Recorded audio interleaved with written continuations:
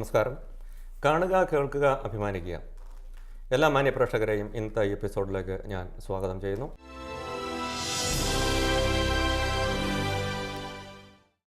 ഇന്ന് ഞങ്ങൾ പരിചയപ്പെടുത്തുന്നത് ആഗോളതലത്തിൽ കാറ്റലിസ്റ്റ് രംഗത്ത് ഉസ്താദ് എന്നറിയപ്പെടുന്ന ഒരു വ്യക്തിയാണ്.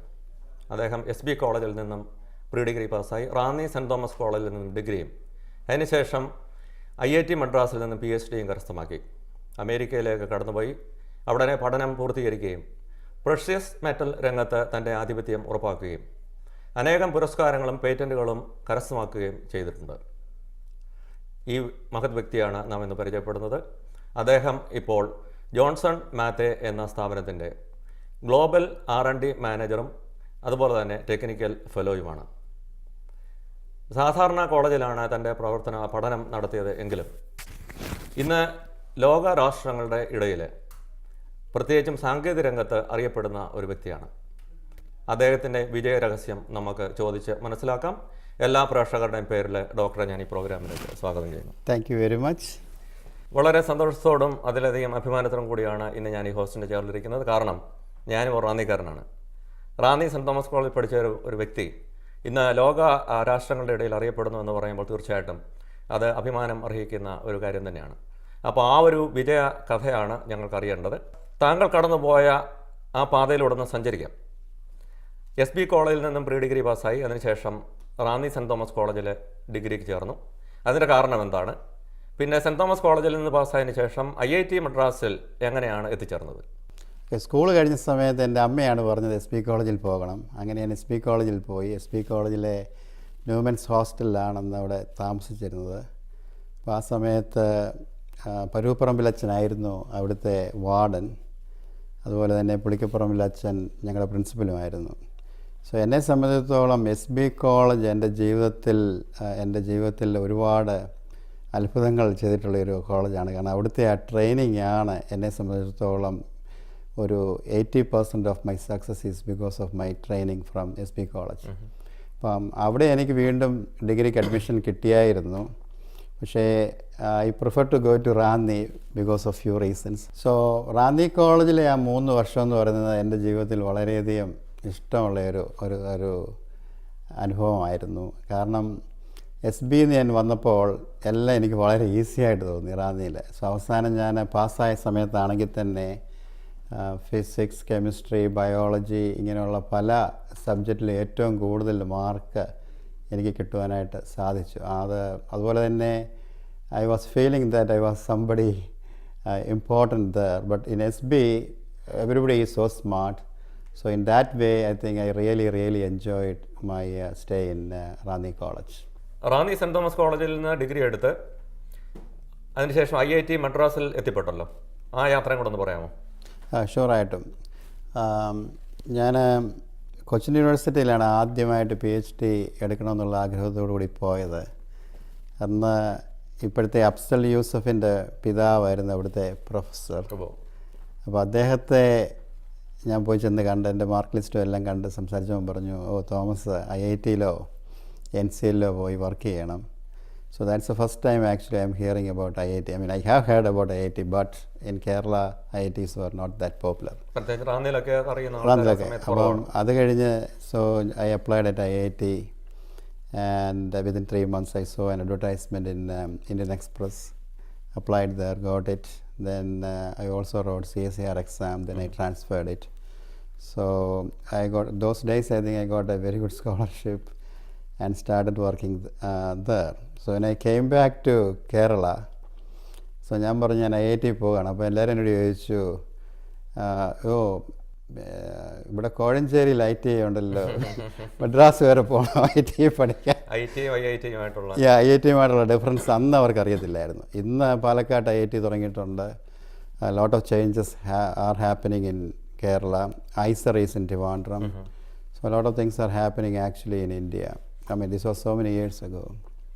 PhD ലഭിച്ചതിന് ശേഷം ഇന്ത്യയിൽ ജോലി ചെയ്തിട്ടുണ്ടോ? കാരണം അതിന് ശേഷം അമേരിക്കയിലാണല്ലോ പഠനങ്ങൾ പൂർത്തിയാക്കിയത്. അതെ, PhD കിട്ടുന്നതിന് മുമ്പ് തന്നെ എനിക്ക് ഇവിടെ അഡ്മിഷൻ കിട്ടിയായിരുന്നു. അപ്പോൾ അന്ന് ഞാൻ അവസാനം വിചാരിച്ചൊക്കെ PhDക്ക് സബ്മിറ്റ് ചെയ്യുന്ന സമയമായ സമയത്ത് പാസ്പോർട്ടിന് അപ്ലൈ ചെയ്ത്. കാരണം അന്നത്തെ കാലത്ത് IIT ഡയറക്ടർ സൈൻ ചെയ്താൽ പാസ്പോർട്ട് 30 ദിവസത്തിനകം കിട്ടുമായിരുന്നു. അപ്പം അങ്ങനെ അപ്ലൈ ചെയ്തൊരു 25 ദിവസം 24 ദിവസമായ സമയത്ത് എനിക്കിവിടെ നിന്നൊരു ടെലഗ്രാം വന്നു. യൂണിവേഴ്സിറ്റി ഓഫ് അലബാമയിൽ നിന്നൊരു ടെലഗ്രാം വന്നു. Then I had to go to the passport office and speed up and then got the passport, got the degree, and then within a month I came here. So I never had the opportunity to work in India. ഇപ്പോൾ ഇവിടെ വന്നതിന് ശേഷം Alabama യൂണിവേഴ്സിറ്റിയിലാണ് പഠനം തുടങ്ങിയത്. അതെ, Alabama യൂണിവേഴ്സിറ്റിയിൽ അന്ന് post doctoral പഠനവും ടീച്ചിങ്ങും ഉണ്ടായിരുന്നു. അതായത് ഓൾമോസ്റ്റ് 3 വർഷം അണ്ടർ ഗ്രാജുവേറ്റ് ടീച്ചിങ്ങും പിന്നെ പോസ്റ്റ് ഡോക്ടറൽ റിസർച്ചും അലബാമയിൽ ചെയ്തു. അതിനുശേഷം വേറെ ഏതെങ്കിലും? അതിനുശേഷം ഫ്ലോറിഡയിൽ ഞാനൊരു പ്രൊഫസറായിട്ട് ഫ്ലോറിഡ A&M യൂണിവേഴ്സിറ്റിയിൽ 1 വർഷം ഫാക്കൽറ്റി ആയിട്ട് ഞാൻ അവിടെ വർക്ക് ചെയ്തു. ഇപ്പോൾ അവിടെ നിന്നതായിരുന്നെങ്കിൽ ഇപ്പോൾ ഇവിടെ ടെനുവേഡ് ആൻഡ് ബിക്കം എ പ്രൊഫസർ. ആ സമയത്ത് എൻ്റെ wife was actually working in Birmingham Alabama. So then ആ സമയത്ത് ഞങ്ങളുടെ മോനെ നാട്ടിൽ കൊണ്ടുവരണം 2 വർഷത്തേക്ക്. So this is A time and somebody contacted me from SMU, Southern Methodist University. അതെവിടെയാണ്? അത് ടെക്സസ്. ഇപ്പോഴത്തെ ജോർജ് ബുഷ് ലൈബ്രറി അവിടെയാണ്.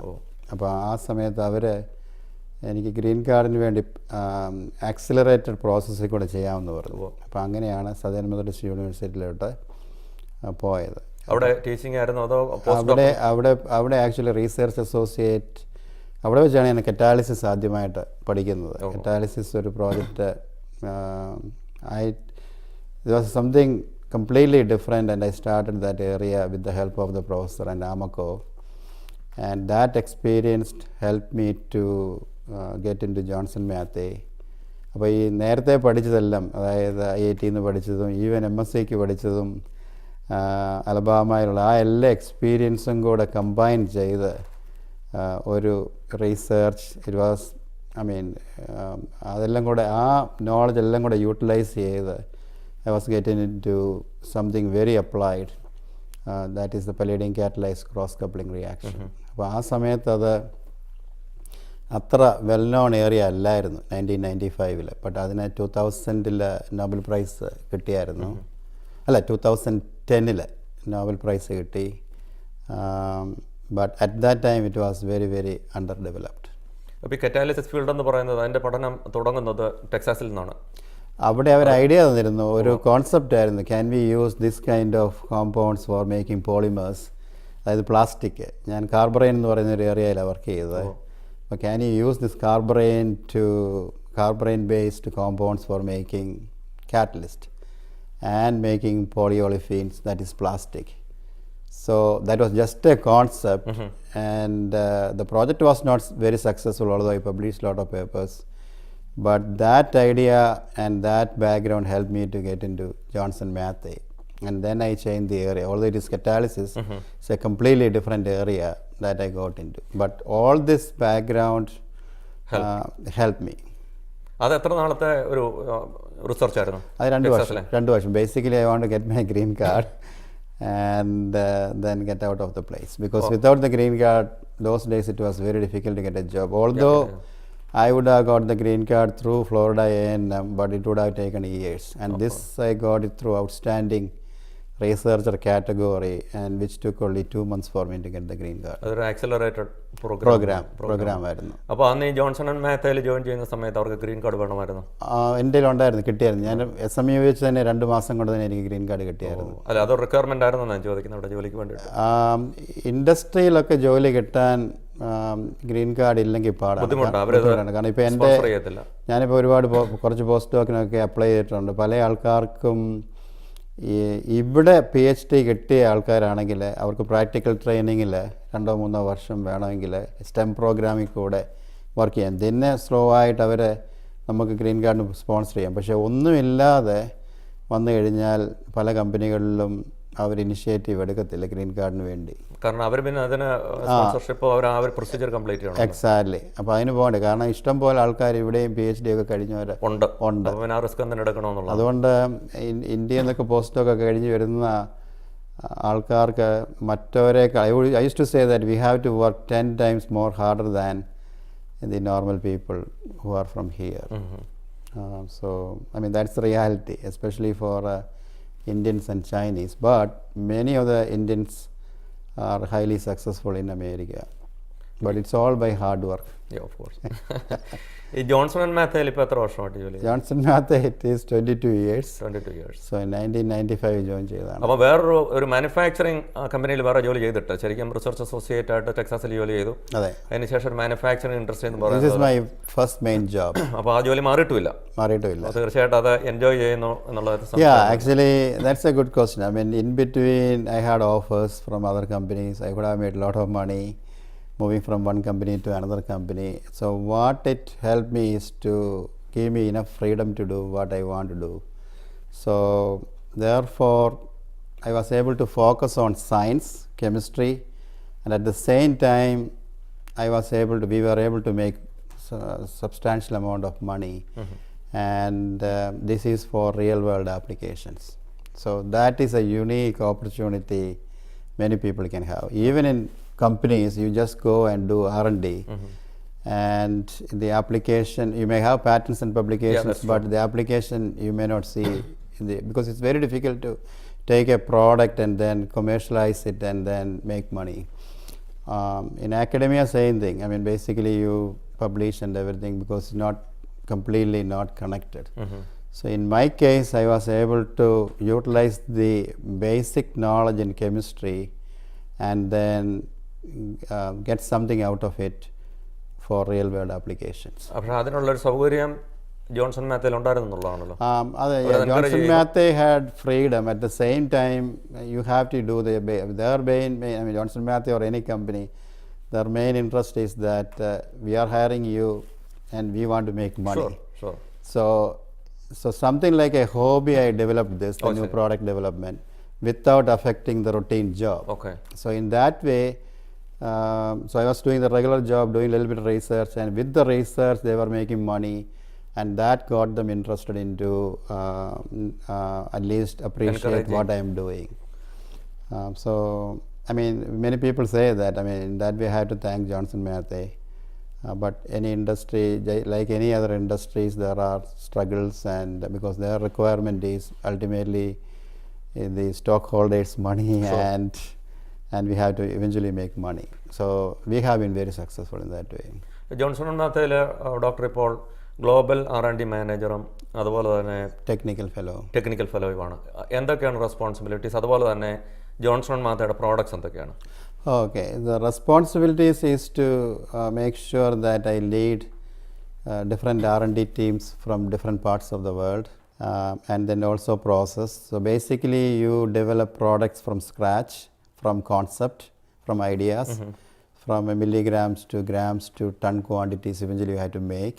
So if you have to make it into ton quantities, you have to make sure that the product that you are developing is really useful for the world. So if you make, the rule is 80-20. If you make 100 products, maybe 20 only may really become really good for making drugs, molecules and stuff like that. Okay.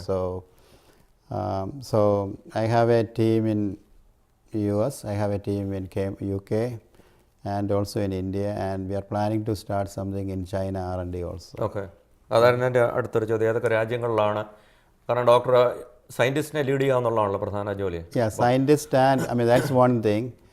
In addition to that, we have process also. That means once you make these products, you have to make sure that they are properly manufactured with all the codes and ISO systems, etc., etc. So that is also another, because we have to work with the production, we have to work with quality, we have to work with health and safety to make sure that everything is streamlined and properly managed. So, and especially when you go to India, the rules are a little bit different. The culture is a little bit different. So you have to work with them to make sure that things are happening. അപ്പോൾ ഈ വിവിധ രാജ്യങ്ങളിലുള്ള ടീമിനെ എങ്ങനെയാണ് ഏകോപിപ്പിച്ച്, ഇപ്പം different time സോണാണ്, ഇതെങ്ങനെയാണ് ഏകോപിപ്പിച്ച്? Yeah, that's easy. For example, we have a Wednesday meeting, we have a group meeting.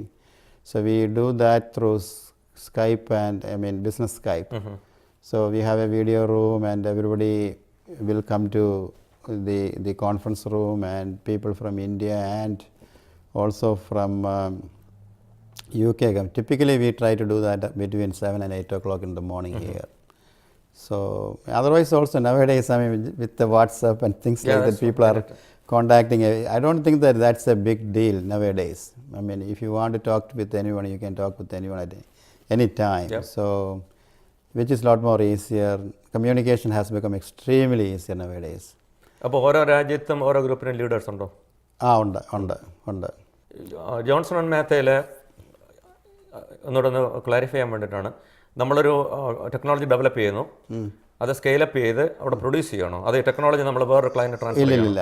Mostly we are producing it in our case. And in our case we are making catalyst. And these catalysts are utilized for almost all the drugs. I mean, some of the blockbuster drugs which are coming out. I have to say, I can't tell the details exactly. Some of the new drugs which have come out utilized the catalysts that we have developed in my lab in homogeneous. In a similar way, we have heterogeneous and chiral catalysis, and they are also providing catalysts to basically to serve the pharma community and agriculture. The other technology is OLED. So there also we provide catalysts. So it's all for real world applications.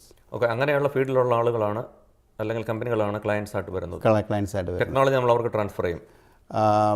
Yeah, basically we may have a patent on our catalyst. So when they buy the catalyst, I mean, if you have a composition of matter pattern catalyst, then they can only buy from us. Okay. പക്ഷേ അതിൻ്റെ scale up ആരാ ചെയ്യുന്നത്? ഞാൻ ചോദിക്കുന്നത് എല്ലാം ഞങ്ങൾ തന്നെയാണ്. Okay. അതിൻ്റെ സ്കെയിലപ്പ് ഡെവലപ്മെൻ്റ് എല്ലാം എൻ്റെ ലാബിലാണ് ചെയ്യുന്നത്. Okay. So it doesn't matter whether we do it in India or UK or here. So we don't try not to overlap too many things. And then you transfer to here and do a little bit more experiment to make sure that it's Americanized here. Or if it goes to India, it's Indianized. But the quality, in my group, I always say that the quality should be the same. Whether you buy from India or China or anywhere, the same quality should be there everywhere. പക്ഷേ അത് raw material അനുസരിച്ച് മാറത്തില്ലേ? Raw material അനുസരിച്ച് മാറാം. So you have specifications and stuff like that, and you can overcome that at the end of the day. Okay. But at the final, the final product, the quality should be same. Okay. അത് പക്ഷേ okay, it depends upon the raw material also. So they have to get the raw material from the same source. That is ideal, but even if you don't get it, so you know how to check the purity of the raw materials. Different stages. ഈ Johnson and മാത്തയിലെ പ്രവർത്തനങ്ങൾ കൂടാതെ വേറെ അനേകം കാര്യങ്ങൾ നടക്കുന്നുണ്ടല്ലോ, അതിനെക്കുറിച്ച് ഒരു കോട്ടൊന്ന് പറയാമോ? ഏതൊക്കെ മേഖലകളാണ് പ്രവർത്തിക്കുന്നത്? Yeah, that is basically, as far as I am concerned, I had a little bit freedom, and I was spending a lot of time in India and especially in Kerala. And one of the reasons is that you said that I came from Ranni. So I started teaching at MG University, basically to work with these kids. I mean, in MG University ഒരു centre ഉണ്ട്, IIRBS. അപ്പോൾ അവിടെ കോട്ടയത്ത് അതൊരു integrated programme, അതായത് 10+2 കഴിയുമ്പോൾ ഇവർക്ക് ഡയറക്റ്റായിട്ട് അവിടെ ജോയിൻ ചെയ്ത് മാസ്റ്റേഴ്സ് കിട്ടും. ഇവിടുത്തെ ഒരു accelerated program, it's a new program. So ഞാൻ ആദ്യം അവിടെ ചെല്ലുന്ന പറഞ്ഞാൽ ഈ പിള്ളേർ നമ്മൾ ചെല്ലുന്ന പറഞ്ഞാൽ എഴുന്നേറ്റ് നിൽക്കും, പിള്ളേർ പിള്ളേരെ ഭയങ്കര ബഹുമാനമാണ്, നമ്മൾ പറയുന്നതിന് ബാക്കി പറയത്തില്ല. So I went and changed the curriculum. ഞാൻ പറഞ്ഞു this is not, I mean they want me to help them. I said that okay, let's design a course. ഒരു seminar cum lecture course I designed. അപ്പോൾ ആ course കഴിഞ്ഞതിന് ശേഷം ആ പിള്ളേരെ exam ഉണ്ട്. എക്സാം കൂടാതെ തന്നെ അവർ they have to come and present ടീമായിട്ട്. അപ്പം ആ പിള്ളേരും പെൺപിള്ളേരും എല്ലാം കൂടെ ജൂനിയേഴ്സും സീനിയേഴ്സും എല്ലാം കൂടെ ഒരു ടീം ഉണ്ടാക്കിയിട്ട് ആ ടീം വർക്കിൽ കൂടെ അവർ ഒരു പ്രോജക്റ്റ് ചെയ്തിട്ട്, പ്രോജക്റ്റ് എന്ന് പറഞ്ഞാൽ റിസർച്ച് ചെയ്തിട്ട് they have to come and present. Then they have to write a paper. And then at the end we have a viva also. So we call people from outside. എന്നിട്ട് അവിടുത്തെ ഏറ്റവും best ആയിട്ട് present ചെയ്ത 2 പിള്ളേരെ കൂടി അന്ന് ഞങ്ങളൊരു article എഴുതി, ഒരു റിവ്യൂ ആർട്ടിക്കിൾ എഴുതി. that has become the cover page of one of the journal articles. അപ്പോൾ ആ കോഴ്സ് ഞാൻ ചെയ്തതോടുകൂടി തന്നെ അവർ തന്നെ പല ആ കരിക്കുലം ചേഞ്ച് ചെയ്യാൻ തുടങ്ങി. ആ കൺവെൻഷണൽ വേയിൽ നിന്നും നമ്മുടെ അമേരിക്കനൈസ്ഡ് വേയിലോട്ട് ചിന്തിക്കാൻ തുടങ്ങി. അപ്പോൾ ഞാൻ പോകുന്നതിന് മുമ്പ് അവിടുന്ന് ഒരൊറ്റ കുട്ടികൾക്ക് പോലും അമേരിക്കയിൽ അഡ്മിഷൻ കിട്ടിയിട്ടില്ല. സോ ഒരു 4 പിള്ളേരെ ഞാൻ 2 വർഷത്തിനായിട്ട് അമേരിക്കയിൽ ഫുൾ സ്കോളർഷിപ്പോടുകൂടി ഹെൽപ്പ് ചെയ്ത് കിട്ടാൻ വേണ്ടി, അഡ്മിഷൻ കിട്ടാൻ വേണ്ടി. അത് ഈ കരിക്കുലം ഫോളോ ചെയ്ത പിള്ളേർ ഈ കരിക്കുലം ഫോളോ ചെയ്തു. പിന്നെ അവരെ ഞാൻ എൻകറേജ് ചെയ്യാം. അപ്പോൾ അവർക്കെല്ലാം പേടിയാണ്, അമേരിക്കയിൽ അഡ്മിഷൻ കിട്ടാൻ പാടാണോ, GRE പാസ്സാകാൻ പറ്റുമോ, പിള്ളേർക്ക് കോൺഫിഡൻസ് ഇല്ലായിരുന്നു. So and the kids were also not talking much. Now they are all very talkative. They can ask the questions. Or interactive kind of session, and that actually changed a lot. And many kids actually gone to IITs and stuff like that also. ഇവിടെ ഇപ്പം അന്ന് അവിടെ നിന്ന് വന്ന കുട്ടികൾ ഇപ്പോൾ ഇവിടെ പഠിക്കുന്നുണ്ടോ? ഉണ്ട്. അപ്പോൾ they are all doing very well.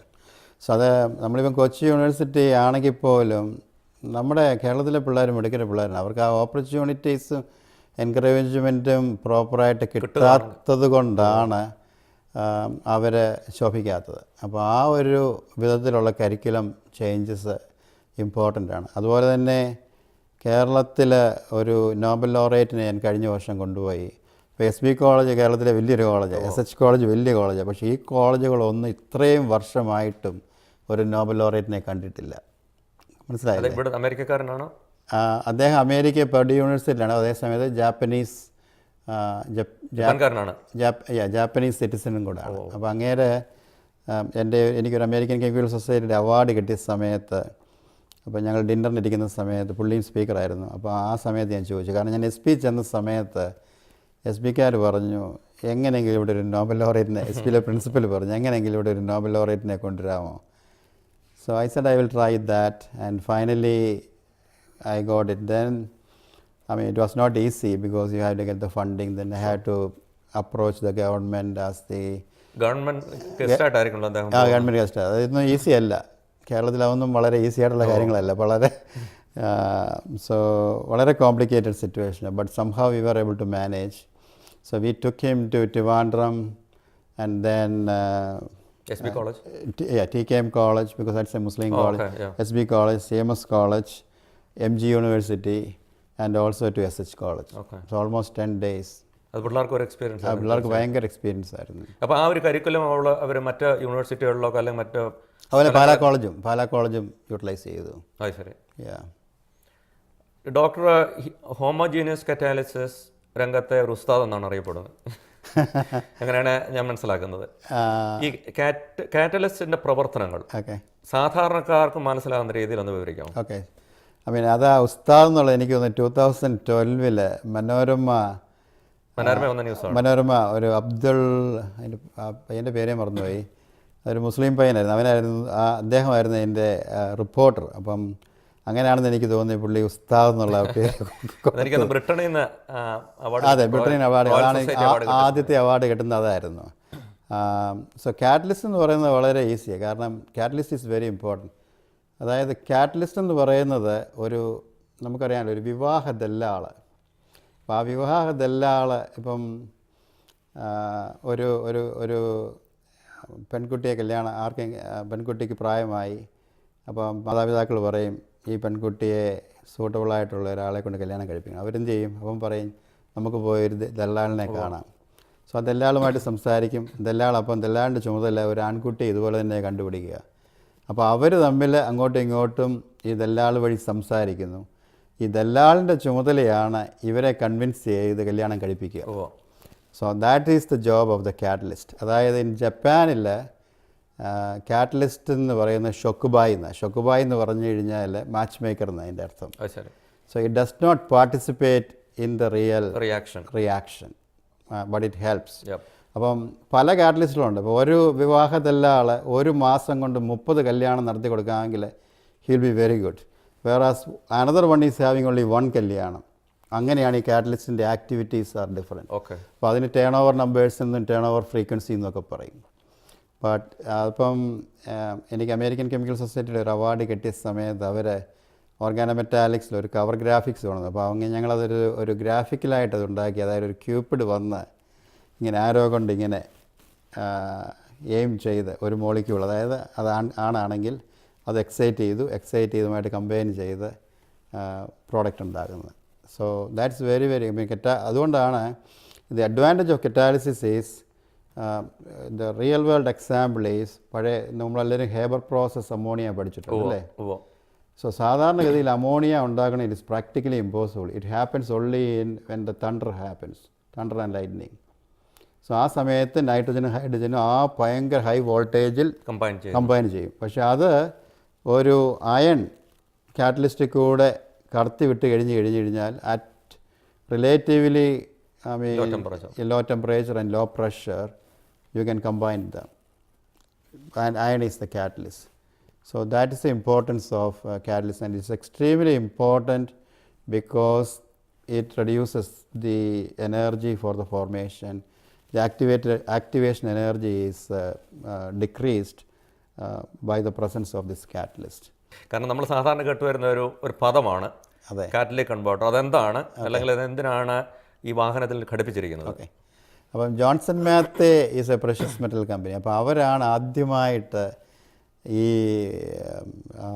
Catalytic converter introduce ചെയ്ത്. ഇപ്പം പല കോമ്പറ്റീഷനുണ്ട്, മിക്കവാറും എല്ലാ നോൺ കാർ കമ്പനികളും ഇത് യൂസ് ചെയ്യുന്നുണ്ട്. അതിൻ്റെ ഒറിജിനൽ ഇൻവെൻറ്റേഴ്സ് വേർ ജോൺസൺ മാത്തേ. അപ്പം നമ്മൾ ഗ്യാസ്ലൈൻ കത്തിച്ച് കഴിയുന്ന ഉടനെ ഗ്യാസ്ലൈൻ എനർജി കിട്ടും. അതിൻ്റെ കൂടെ carbon monoxide, carbon dioxide, then nitric oxide എല്ലാം ഫോം ചെയ്യും.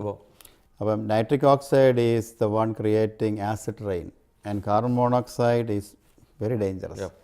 സോ ഈ കാറ്റലിറ്റ് ഇതിപ്പോൾ ഒരു ഹണി കോംബോ ഉള്ള ഒരു സാധനം അതിൻ്റെ ഇത് വെച്ചിട്ടുണ്ട്. അത് നിങ്ങൾ ഓപ്പൺ ചെയ്ത് നോക്കിയാൽ അറിയാം. അപ്പോൾ അതിൽ കൂടി ഗ്യാസ് കടന്നു പോകുമ്പം carbon monoxide becomes carbon dioxide and nitric oxide become nitrogen. അത് നമ്മൾ എക്സോസ്റ്റിലാണ് ഇത് കൊടുക്കുന്നത്. എക്സോസ്റ്റിലാണ് കൊടുക്കുന്നത്. സോ അതില്ലായിരുന്നെങ്കിൽ ഈ this world would have been so much polluted. നമ്മളൊക്കെ അന്നത്തെ കാലത്ത് പഠിക്കും, I don't think there was any catalytic 1970s 80s ഒന്നും കാറ്റലിറ്റിക് കൺവേർട്ടർ ഇന്ത്യയില്ല. ഇപ്പോൾ എല്ലാ രാജ്യങ്ങളിലും അത് റെഗുലേറ്റ് ചെയ്ത് ഇപ്പം നമ്മൾ നാട്ടിൽ പോകുമ്പോൾ പറയും പുകപരിശോധന കേന്ദ്രം. അതെ അതെ, അതായത് ഇവരെ വെച്ചിട്ടുണ്ടോ, കാറ്റലിറ്റിക് കൺവേർട്ടർ വെച്ചിട്ടുണ്ടോ? അപ്പോൾ ഇത് പോയി കഴിയുമ്പോൾ നമ്മൾ ഇവിടെ തന്നെ ചെയ്യുന്നുണ്ടല്ലോ, സെയിം തിങ്. ഡോക്ടർ നേരത്തെ ഹേബർ പ്രോസസ്സിനെ കുറിച്ച് പറഞ്ഞില്ല, അമോണിയ ഉണ്ടാക്കാനായിട്ട്.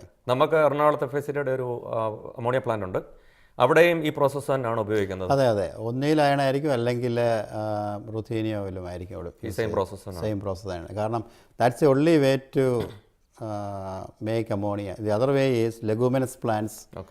അത് പയറുവർഗ്ഗത്തിലുള്ള പ്ലാന്റ്സിൻ്റെ ആ നോഡ്യൂൾസിൽ അമോണിയ അബ്സോർവ് ചെയ്യാൻ പറ്റുന്നുണ്ട്. അതുകൊണ്ടാണ് ഈ പടലൊക്കെ റബ്ബറിൻ്റെ അകത്തിടാൻ പറയുന്നത്. നമ്മുടെ സമയം, ഇന്നത്തെ എപ്പിസോഡിൻ്റെ സമയം ഇവിടെ തീരുകയാണ്. ഈ ചർച്ച തുടരും, കാരണം നമുക്ക് അനേകം കാര്യങ്ങൾ ഡോക്ടറിൽ നിന്ന് മനസ്സിലാക്കാനുണ്ട്. അദ്ദേഹത്തിൻ്റെ വിജയകഥ കൂടുതലായി നമുക്ക് മനസ്സിലാക്കേണ്ടിയിരിക്കുന്നു. അടുത്ത ആഴ്ച ഇതേ സമയം ഇതേ ദിവസം വീണ്ടും നമ്മൾ തുടരുന്നതായിരിക്കും. കാണുക, കേൾക്കുക, അഭിമാനിക്കുക. നന്ദി, നമസ്കാരം.